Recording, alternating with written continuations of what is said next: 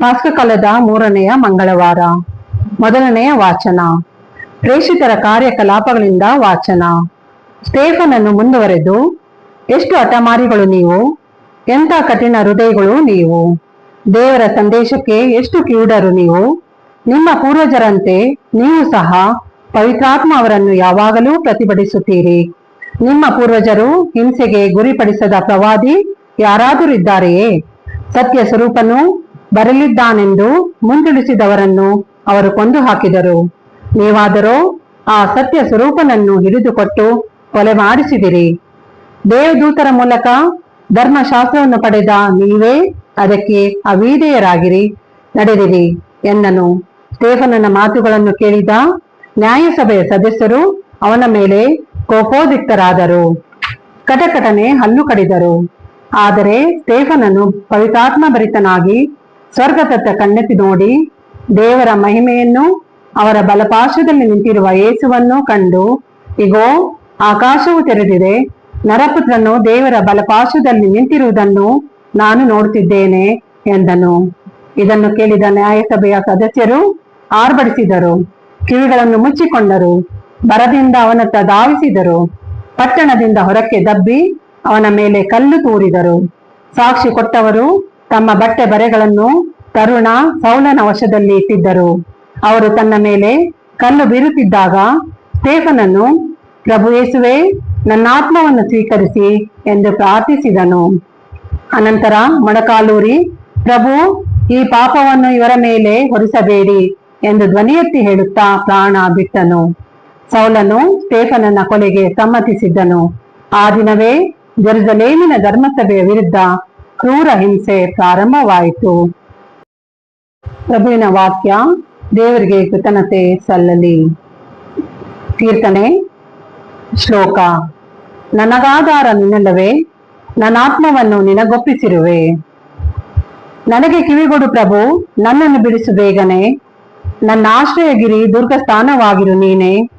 ಕೈ ಹಿಡಿದು ನಡೆಸೆನ್ನನು ನಿನ್ನ ನಾಮ ನಿಮಿತ್ತ. ನೀ ನನಗೆ ಪೊರೆಬಂಡೆ, ಸ್ಥಿರ ಕೋಟೆ ಕೊತ್ತಲ. ಶ್ಲೋಕ. ನನಗಾಧಾರ ನೀನಲ್ಲವೇ, ನನ್ನ ಆತ್ಮವನ್ನು ನಿನಗೊಪ್ಪಿಸಿರುವೆ. ನನಗಾಧಾರ ನೀನಲ್ಲವೇ, ನನ್ನ ಆತ್ಮವನ್ನು ನಿನಗೊಪ್ಪಿಸಿರುವೆ. ನಂಬಿಗಸ್ತನಾದ ದೇವನೇ, ನೀಯನ್ನ ಮುಕ್ತಗೊಳಿಸಿರುವೆ. ನಾನಾದರೋ ಪ್ರಭು ಭರವಸೆ ಇಟ್ಟಿರುವುದು ನಿನ್ನಲ್ಲೇ, ಹರ್ಷಾನಂದಗೊಳ್ಳುವೆ ನೆನೆದು ನಿನ್ನ ಅನಂತ ಪ್ರೀತಿಯನ್ನು. ಶ್ಲೋಕ. ನನಗಾಧಾರ ನೀನಲ್ಲವೇ, ನನ್ನ ಆತ್ಮವನ್ನು ನಿನಗೊಪ್ಪಿಸಿರುವೆ. ಬೆಳಗಿಸಲಿ ದಾಸನನ್ನು ನಿನ್ನ ಮುಖ ತೇಜವು, ಕಾಪಾಡಲಿ ಎನ್ನನ್ನು ನಿನ್ನಂತ ಪ್ರೇಮವು. ಪಾರು ಮಾಡುವುದರವನು ನಿನ್ನ ಸಾನ್ನಿಧ್ಯ ಸೆರಗು, ಜನರೊಳ ಸಂಚಿನಿಂದ ದೂರವಿಡುವುದರವನನ್ನು ನಿನ್ನಾಸರೆಯು, ರಾಜ್ಯ ಮಾಡುವ ನಾಲಿಗೆಯಿಂದ. ಶ್ಲೋಕ. ನನಗಾಧಾರ ನೀನಲ್ಲವೇ, ನನ್ನ ಆತ್ಮವನ್ನು ನಿನಗೊಪ್ಪಿಸಿರುವೆ. ಘೋಷಣೆ. Alleluia, alleluia. ಯೇಸು ಹೀಗೆಂದರು, ನಾನಾದರೂ ಉತ್ತಮ ಕುರಿಗಾಹಿ, ನಾನು ನನ್ನ ಕುರಿಗಳನ್ನು ಬಲ್ಲೆನು, ಅವು ನನ್ನನ್ನು ಬಲ್ಲವು. ಅಲೆಲೂಯ. ಯೌವಾನನು ಬರೆದ ಪವಿತ್ರ ಶುಭ ಸಂದೇಶದಿಂದ ವಾಚನ. ಆ ಕಾಲದಲ್ಲಿ ಯೆಹೂದ್ಯರು ಯೇಸುವಿಗೆ, ನಾವು ನೋಡಿ ನಿಮ್ಮಲ್ಲಿ ವಿಶ್ವಾಸ ಬಿಡುವಂತೆ ನೀವು ಏನು ಮಾಡುವಿರಿ? ಯಾವ ಸೂಚಕ ಕಾರ್ಯವನ್ನು ತೋರಿಸುವಿರಿ? ನಮ್ಮ ಪೂರ್ವಜರಿಗೆ ಮರುಭೂಮಿಯಲ್ಲಿ ತಿನ್ನಲು ಮನ್ನಾ ಸಿಕ್ಕಿತು, ತಿನ್ನಲು ಅವರಿಗೆ ಸ್ವರ್ಗದಿಂದ ರೊಟ್ಟಿ ದೊರಕಿತು ಎಂದು ಪವಿತ್ರ ಗ್ರಂಥವೇ ಹೇಳುತ್ತದೆಯಲ್ಲವೇ ಎಂದರು. ಯೇಸು ಅವರಿಗೆ, ನಿಮಗೆ ಸತ್ಯವಾಗಿ ಹೇಳುತ್ತೇನೆ, ಸ್ವರ್ಗದಿಂದ ನಿಮಗೆ ರೊಟ್ಟಿಯನ್ನು ಕೊಟ್ಟವನು ಮೋಶೆಯಲ್ಲ, ನಿಮಗೆ ಸ್ವರ್ಗದಿಂದ ನಿಜವಾದ ರೊಟ್ಟಿಯನ್ನು ಕೊಡುವವರು ನನ್ನ ಪಿತನೇ. ಏಕೆಂದರೆ ಸ್ವರ್ಗದಿಂದ ಇಳಿದು ಬಂದು ಲೋಕಕ್ಕೆ ಸಜೀವವನ್ನೀಯುವಾತನೇ ದೇವರು ಕೊಡುವ ರೊಟ್ಟಿ ಎಂದು ಹೇಳಿದರು. ಅದಕ್ಕೆ ಆ ಜನರು, ಅಂತ ರೊಟ್ಟಿಯನ್ನೇ ನಮಗೆ ಯಾವಾಗಲೂ ಕೊಡಿ ಎಂದು ಕೇಳಿದರು. ಆಗ ಯೇಸು, ನಾನೇ ಜೀವದಾಯಕ ರೊಟ್ಟಿ, ನನ್ನ ಬಳಿ ಬರುವವನಿಗೆ ಹಸಿವೇ ಇರದು, ನನ್ನಲ್ಲಿ ವಿಶ್ವಾಸವಿಡುವವನಿಗೆ ಎಂದಿಗೂ ದಾಹವಾಗದು ಎಂದರು. ಪ್ರಭುವಿನ ಶುಭ ಸಂದೇಶ. ಕ್ರಿಸ್ತರೇ ನಿಮಗೆ ಸ್ತುತಿ ಸಲ್ಲಲಿ.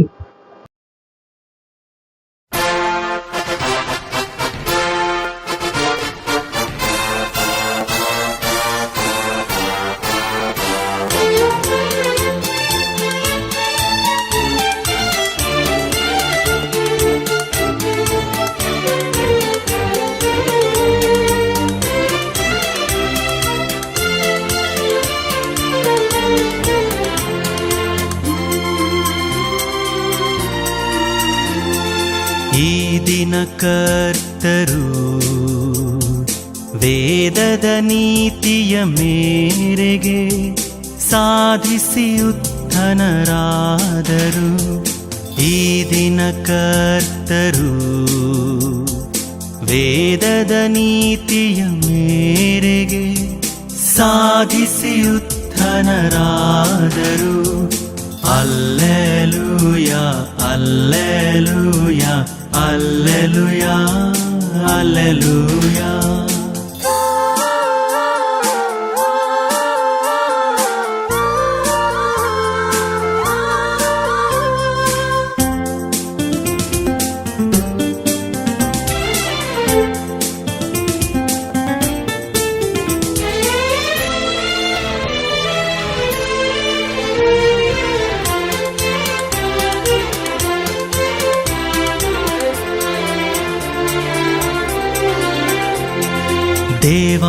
ದೇವಾದಿದೇವರು ತಾವಾಗಿ ಮರಣವಂ ಜಯಿಸಿ ಜೀವಂ ಗೈದು ಎದ್ದರು. ದೇವಾದಿದೇವರು ತಾವಾಗಿ ಮರಣವಂ ಜಯಿಸಿ ಜೀವಂ ಗೈದು ಎದ್ದರು. ಅಲ್ಲೆಲೂಯ ಅಲ್ಲೆಲೂಯ ಅಲ್ಲೆಲೂಯ ಅಲ್ಲೆಲೂಯ.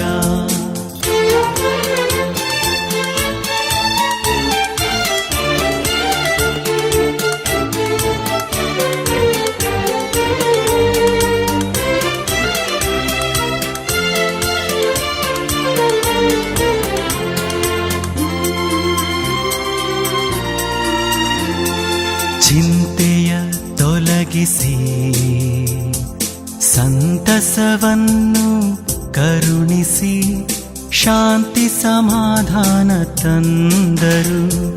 ಚಿಂತೆಯ ತೊಲಗಿಸಿ ಸಂತಸವನ್ನು ಕರುಣಿಸಿ ಶಾಂತಿ ಸಮಾಧಾನ ತಂದರು. ಅಲ್ಲೆಲೂಯ ಅಲ್ಲೆಲೂಯ ಅಲ್ಲೆಲೂಯ ಅಲ್ಲೆಲೂಯ.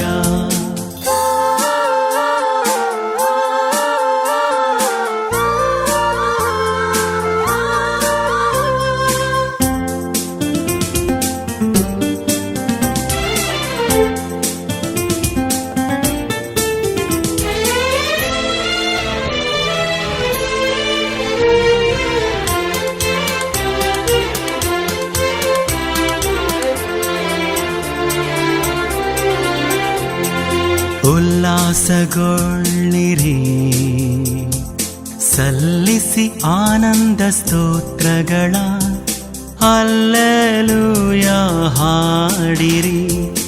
ಉಲ್ಲಾಸಗೊಳ್ಳಿರಿ, ಸಲ್ಲಿಸಿ ಆನಂದ ಸ್ತೋತ್ರಗಳ ಹಲ್ಲೆಲೂಯ ಹಾಡಿರಿ. ಅಲ್ಲೆಲೂಯ ಅಲ್ಲೆಲೂಯ ಅಲ್ಲೆಲೂಯ ಅಲ್ಲೆಲೂಯ.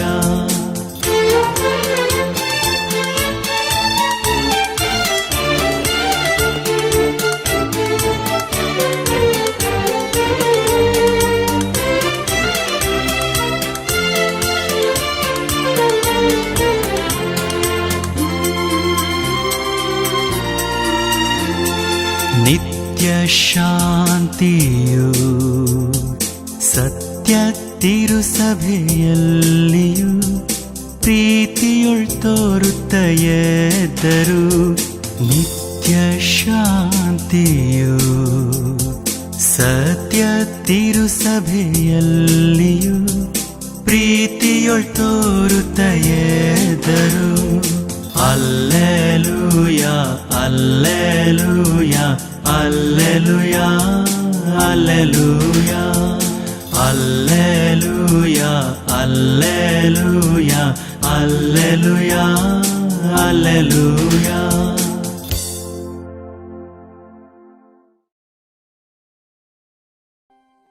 ನೀನು ಒಂಟಿಯಾಗಿದ್ದ ಕ್ಷಣದಲ್ಲಿ ನಾನು ನಿನ್ನ ಜೊತೆ ಇದ್ದೆ. ನಿನ್ನ ಕಣ್ಣೀರನ್ನೆಲ್ಲ ನಾನು ಕಂಡೆ.